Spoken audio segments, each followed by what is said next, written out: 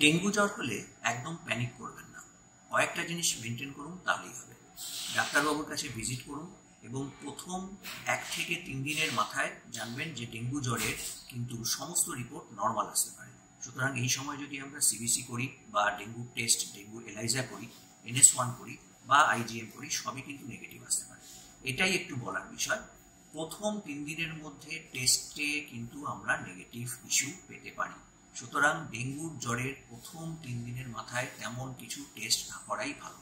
যদি মনে হয় যে আমাদের সাসপেক্টেড ডেঙ্গু, এই জ্বরটা ডেঙ্গু হতে পারে, তাহলে সেই পেশেন্টের 4 দিন 5 দিনের মাথায় একটা ডেঙ্গু NS1 অবশ্যই এলাইজা মেথডে করুন। অন্য কোনো মেথডে কিট টেস্ট নয়, তাতে কিন্তু ফলস পজিটিভ বা ফলস নেগেটিভ হতে পারে।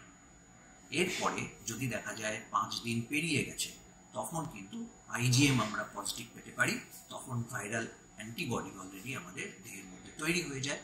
তখন কিন্তু NS1 নয়, তখন কিন্তু NS1 নেগেটিভ পেতে পারি।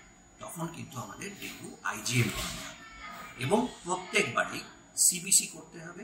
প্রথম 3 দিন হয়তো নর্মাল থাকবে, 3 দিনের পর থেকে কিন্তু 4 নম্বর 5 দিনে এবং 4 নম্বর এবং 5 নম্বর দিনে আমরা কিন্তু দেখতে পারি যে PCV, যেটা আমরা হিমাটোক্রিট বলি, সেটা 20% ইনক্রিজ হয়েছে, প্লেটলেট কমে গেছে এবং 5 নম্বর দিনের পর থেকে এটা হয়তো আস্তে আস্তে ঠিক হচ্ছে।